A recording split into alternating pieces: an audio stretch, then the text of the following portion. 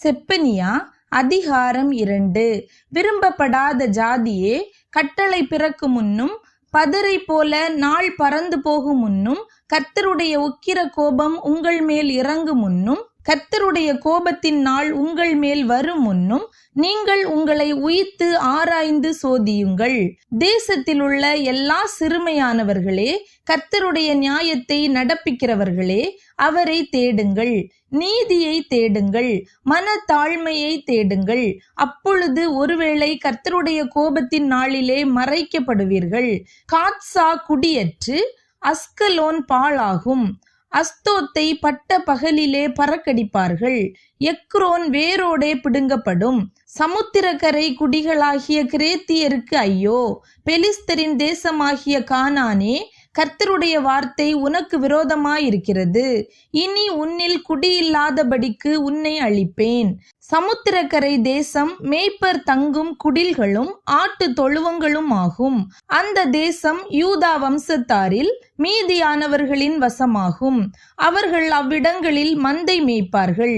அஸ்கலோனின் வீடுகளிலே சாயங்காலத்திலே படுத்துக் கொள்வார்கள். அவர்களுடைய தேவனாகிய கர்த்தர் அவர்களை விசாரித்து அவர்கள் சிறையிருப்பை திருப்புவார். மோவாப் செய்த நிந்தனையையும் அம்மோன் புத்திரர் என் ஜனத்தை நிந்தித்து அவர்கள் எல்லையை கடந்து பெருமை பாராட்டி சொன்ன தூஷணங்களையும் கேட்டேன். ஆகையால் மோவாப் சோதோமை போலும் அம்மோன் புத்திரரின் தேசம் கொமோராவை போலுமாகி காஞ்சொறி படரும் இடமும் உப்பு பள்ளமும் நித்திய பாழுமாயிருக்கும். என் ஜனத்தில் மீந்தவர்கள் அவர்களை கொள்ளையிட்டு என் ஜாதியில் மீதியானவர்கள் அவர்களை சுதந்திரித்துக் கொள்வார்கள் என்பதை என் ஜீவனை கொண்டு சொல்லுகிறேன் என்று இஸ்ரவேலின் தேவனாகிய சேனைகளின் கர்த்தர் உரைக்கிறார். அவர்கள் சேனைகளுடைய கர்த்தரின் ஜனத்துக்கு விரோதமாய் பெருமை பாராட்டி அவர்களை நிந்தித்தபடியினால் இது அவர்கள் அகங்காரத்துக்கு பதிலாக அவர்களுக்கு கிடைக்கும். கர்த்தர் அவர்கள் மேல் கெடியாயிருப்பார். பூமியில் உள்ள தேவர்களை எல்லாம் மெலிந்து போக பண்ணுவார். அப்பொழுது தீவுகளில் உள்ள சகல புறஜாதிகளும் அவரவர் தங்கள் தங்கள் ஸ்தானத்திலிருந்து அவரை பணிந்து கொள்வார்கள். எத்தியோப்பியராகிய நீங்களும் என் பட்டயத்தினால் கொலை செய்யப்படுவீர்கள்.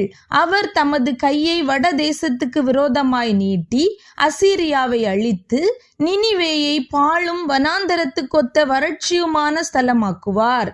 அதன் நடுவில் மந்தைகளும் ஜாதி ஜாதியான சகல மிருகங்களும் படுத்துக்கொள்ளும். அதனுடைய சிகரங்களின் மேல் நாரையும் கோட்டானும் ராத்தங்கும். பலகணிகளில் கூவுகிற சத்தம் பிறக்கும். வாசற்படிகளில் பால் கடிப்பு இருக்கும். கேதுரு மரங்களின் மச்சை திறப்பாக்கி போடுவார்.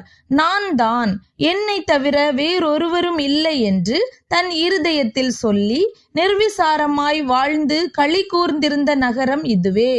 இது பாழும் மிருக ஜீவன்களின் தாபரமுமாய் போய்விட்டதே. அதன் வழியாய் போகிறவன் எவனும் ஈசல் போட்டு தன் கையை கொட்டுவான்.